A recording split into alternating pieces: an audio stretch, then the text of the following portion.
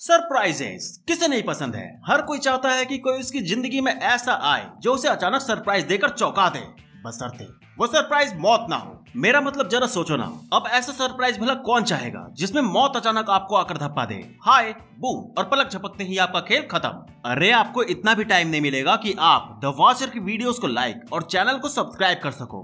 तो जाहिर सी बात है आप ऐसा सरप्राइज तो बिल्कुल नहीं चाहोगे। हाँ आई नो ओवर एक्टिंग थोड़ी ज्यादा हो गई, पर क्या करें, तुम लोग लाइक और सब्सक्राइब करते ही नहीं हो। खैर तो हम कहाँ थे? अच्छा छोड़ो, जहां भी थे, मेन मुद्दा यह है कि बातें बहुत हो गई, अब मूवी को शुरू करते हैं। तो are you guys ready? Let's the show begin.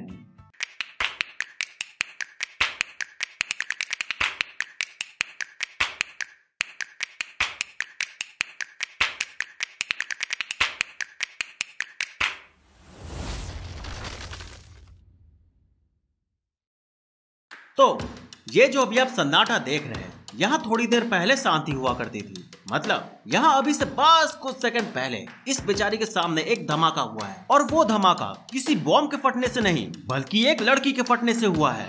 हाँ आपने सही सुना, कोविंगटन हाई स्कूल के इस क्लासरूम में अभी एक लड़की जिसका नाम केटलिन था, वो बीच क्लास में अचानक बूम किसी तरबूजे की तरफ फट चुकी है, और इसके पीछे का कारण किसी को नहीं पता। वैसे होल्ड ऑन, ज्यादा टेंशन लेने वाली कोई बात नहीं है।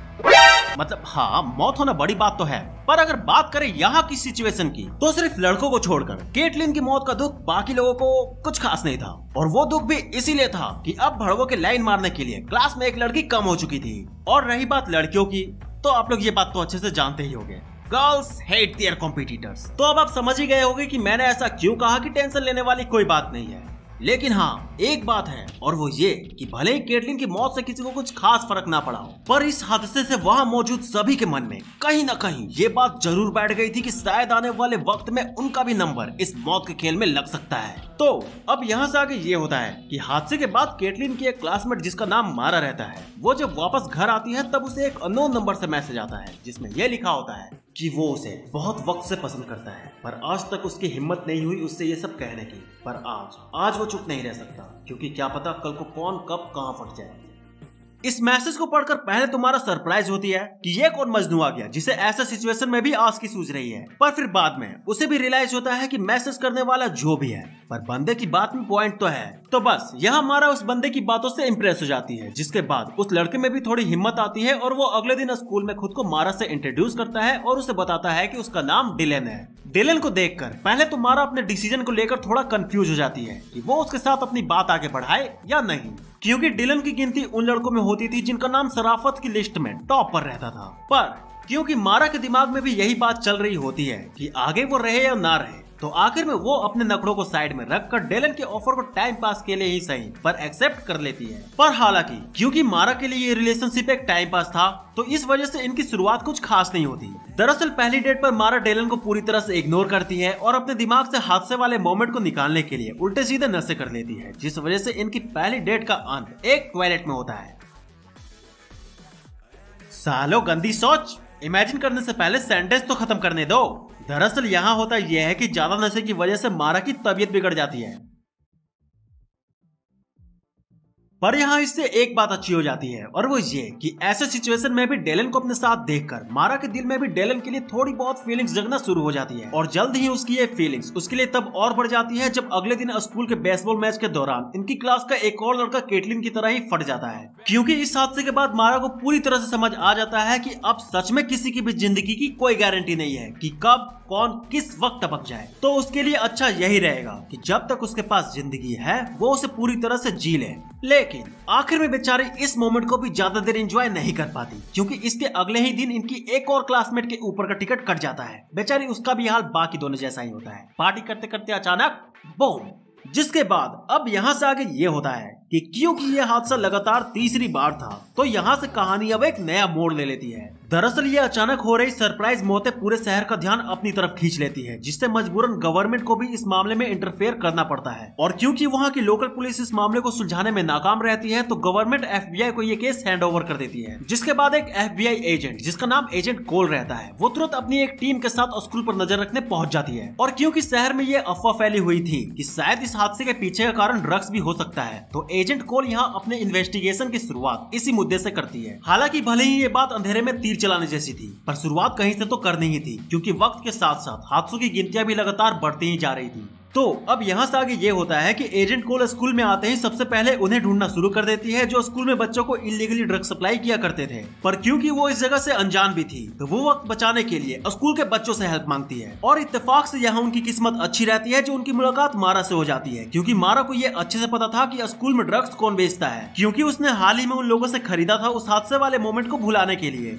तो अब यहाँ मारा एजेंट कोल के कहे मुताबिक दोबारा उन जुड़वा भाई बहनों के पास जाती है, ताकि एजेंट कोल उन्हें रंगे हाथों पकड़ सके। लेकिन यहाँ एक दिक्कत हो जाती है। दरअसल वो जुड़वा मारा के साथ डील करने के लिए मान तो जाते हैं, पर वो मारा को बताते हैं कि FBI के आने से उन्होंने अब स्कूल में माल रखना बंद कर दिया है। और यही नहीं, वो दोनों इन हो रहे हादसों की वजह से इस शहर को भी छोड़कर निकल रहे हैं। यहाँ इन दोनों की बात सुनकर पहले तो मारा शॉक हो जाती है, पर क्योंकि उसे ये बात अच्छे से पता रहती है कि इस प्लान का मेन मकसद बस ये पता करना है कि इन हो रहे हादसों के पीछे इनका दिया हुआ ड्रग्स है या नहीं, तो मारा यहाँ दिमाग से काम लेती है और बचे हुए ड्रग्स के सैंपल को पाने के लिए इनके साथ इनके अड्डे पर जाने के लिए तैयार हो जाती है। लेकिन इससे पहले यहाँ एजेंट कोल और मारा का ये प्लान सक्सेसफुल होता, यहाँ भी एक गड़बड़ हो जाती है। दरअसल अब क्योंकि अगले हादसे का वक्त आ चुका था, तो इस बार अगले हादसे का शिकार ये जुड़वा ही हो जाते हैं। बीच रास्ते में अपने अड्डे पर जाते वक्त ये दोनों मारा के सामने एक साथ फट जाते हैं, जिसके बाद मारा यहाँ तुरंत डेलन को कॉल कर मदद के लिए बुलाती है और डर के मारे पास के ही जंगल में घंटों छिपी रहती है। वैसे यहाँ अभी जो हुआ अच्छा तो नहीं था, पर इस वाले हादसे से यहाँ ये बात साफ हो जाती है कि इन हादसों के पीछे ड्रग्स या बाकी कोई भी नशीली चीजों का कोई लेना देना, कोई कनेक्शन नहीं है। जिस वजह से अब यहाँ से आगे ये होता है कि FBI वाले मारा के साथ साथ उसके बाकी क्लासमेट्स को भी उठाकर तुरंत एक कैंप में क्वारंटाइन कर देते हैं, जहाँ डॉक्टर्स की एक टीम बिना टाइम गवाए सभी पर तरह तरह के टेस्ट कर इन हो रहे हादसों की चेन को तोड़ने की कोशिश में लग जाते हैं। यहाँ का माहौल देखकर ऐसा लग रहा होता है जैसे मानो कोई गेम चल रहा हो, जिंदगी और मौत का गेम, जहां एक तरफ डॉक्टर्स की टीम बच्चों की जिंदगी बचाने के लिए एक सेकंड भी चैन की सांस नहीं लेती, वहीं दूसरी तरफ मौत भी बीते वक्त के साथ साथ और बेरहम होती जाती है। टेंट में मौजूद हर रोज एक के बाद एक बच्चा किसी गुब्बारे की तरफ फट रहा होता है। वैसे यहाँ केवल सिर्फ बच्चे नहीं थे जो खौफ में जी रहे थे, इस दौरान इन बच्चों के अलावा किसी का ज्यादा बुरा हाल था, तो वो थे टेंट के बाहर इन बच्चों के पेरेंट्स। बेचारे जो कभी स्कूल के बाहर बच्चों के छुट्टी होने का इंतजार किया करते थे, आज वो उनकी मौत का इंतजार कर रहे थे। और इनकी किस्मत इतनी खराब थी कि ये उन्हें आखिरी बार देख भी नहीं सकते थे, क्योंकि फटने के बाद अगर कुछ बचता था तो वो था सिर्फ उनके खून के छींटे। पर जैसे ही यहाँ सभी की हिम्मत टूटने ही वाली होती है कि तभी उधर डॉक्टर्स की मेहनत कामयाब हो जाती है। मतलब हर एक सेकंड की कड़ी मेहनत के बाद डॉक्टर्स आखिर ये पता लगा ही लेते हैं कि स्टूडेंट्स ब्लास्ट कैसे कर रहे हैं। हालांकि वो अभी भी नहीं जानते थे कि ये सब हो क्यों रहा है, लेकिन क्योंकि अब वो ये जानते थे कि ये कैसे हो रहा है, तो वो बिना वक्त गवाए स्टूडेंट्स को ब्लास्ट होने से बचाने के लिए एक टैबलेट बनाते हैं, जिसे वो नाम देते हैं स्नूज बटन, जो कुछ इस तरह से काम करता था। ये टैबलेट्स खाने से बच्चों के शरीर के सेल्स कुछ वक्त के लिए सील हो जाते थे और उनके फटने का टाइम दवा के असर के मुताबिक डिले हो जाता था। तो अब यहाँ से आगे ये होता है कि कुछ टैबलेट्स खाने के बाद जब स्टूडेंट्स फटना बंद हो जाते हैं, तब फाइनली उन्हें उनके परिवार वालों को वापस सौंप दिया जाता है और उनकी नॉर्मल लाइफ वापस से शुरू हो जाती है। पर जैसा कि मैंने बताया, वो टैबलेट किसी स्नूज बटन की तरह काम करता था, यानी वो कोई परमानेंट सॉल्यूशन नहीं था। तो अब यहाँ से आगे जो भी होने वाला था वो पहले के मुकाबले और भी भयंकर होने वाला था। और इसकी शुरुआत कुछ इस तरह होती है। जब सारे स्टूडेंट्स इतने दिनों के कैद के बाद फाइनली वापस स्कूल आते हैं, तब बीच क्लास में अचानक एक लड़का ब्लास्ट कर जाता है। अब आप सोच रहे होंगे कि ये इन लोगों के लिए कौन सी नई बात थी, तो हाँ, ये कोई नई बात नहीं थी। यहाँ नई बात तो ये रहती है कि जब वो लड़का फटता है तब पूरे क्लास में एक चेन रिएक्शन क्रिएट हो जाता है, जिससे उन टैबलेट्स का असर अचानक खत्म हो जाता है और देखते ही देखते वहाँ मौजूद सारे स्टूडेंट्स एक के बाद एक ब्लास्ट होने लगते हैं, जिनमें से एक डेलन भी रहता है, जो बेचारा सबसे लास्ट में मारा के करीब आकर फटता है, जिससे मारा को भी बहुत जोर का झटका लगता है, फिजिकली और मेंटली दोनों। जिससे जो यहाँ से बच जाते हैं वो तो वापस किसी तरह खुद को संभाल लेते हैं, पर बेचारी मारा क्योंकि डिलन से प्यार करती थी तो वो डिप्रेशन में चली जाती है। और जैसे जैसे दिन बीतते जाते हैं उसकी हालत और खराब होती जाती है, और यहाँ जो थोड़ी बहुत कसर बची हुई भी रहती है वो आम पब्लिक पूरा कर देती है। दरअसल क्योंकि इन हादसों के पीछे का कारण किसी को नहीं पता था, तो पब्लिक के बीच ऐसी अफवाह फैल जाती है कि ये बच्चे शैतान हैं, जिस वजह से भगवान इन्हें इतनी बुरी मौत देकर सजा दे रहे हैं। जिसके बाद यहाँ से मारा के साथ साथ बाकी बचे स्टूडेंट्स भी खुद को इन सारी मौतों का जिम्मेदार मानने लगते हैं। पर आखिर में जब मारा खुद से हारकर डिलन की कब्र पर जाकर रो रही होती है, तब उसी वक्त डिलन की मॉम वहाँ आती है और उसे समझाती है कि उसे लोगों की बात सुनने और खुद को कोसने की कोई जरूरत नहीं है, क्योंकि ये जो कुछ भी हो रहा है बस एक हादसा ही है जो कि किसी के साथ कहीं भी हो सकता है और उसे कोई नहीं रोक सकता। तो उसके लिए अच्छा यही होगा कि अब वो फालतू की बातों को छोड़कर अपनी जिंदगी की शुरुआत फिर से करे। यहाँ डिलन की मॉम की बातों को सुनकर मारा के अंदर फिर से एक उम्मीद जग जाती है, जिसके बाद वो वहाँ से सीधे अपने घर आती है और इतने दिनों में उसने अपने मॉम डैड को जितनी तकलीफें दी थी उसके लिए वो उनसे माफी मांगती है और कुछ दिनों के बाद अपनी बेस्ट फ्रेंड के साथ अपने उन सपनों को पूरा करने निकल जाती है जिनकी प्लानिंग वो इन हादसों के होने से पहले किया करती थी। और मूवी यहाँ खत्म हो जाती है।